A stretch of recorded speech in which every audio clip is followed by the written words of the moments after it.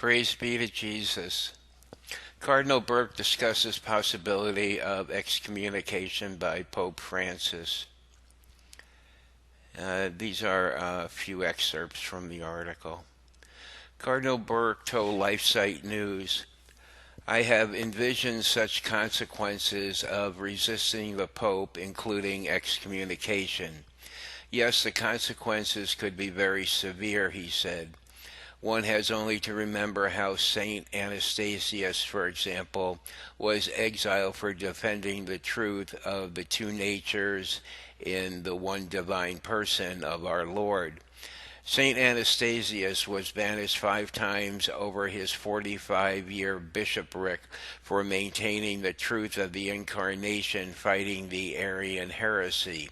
Under duress, Pope Liberius excommunicated Anastasius for a time.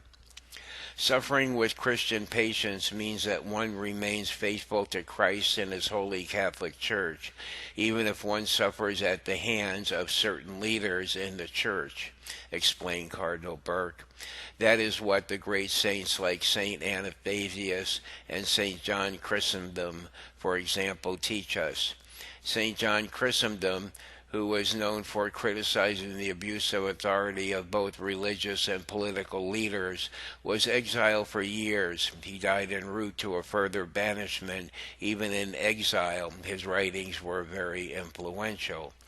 To suffer with Christian patience means to be concerned ultimately with only one judgment, the judgment of our Lord, when he appears before him at our death at the final judgment, concluded Cardinal Burke in his email response to LifeSite News. And you can see the link here to the article. There's a little bit more to it, and it'll be in the description box.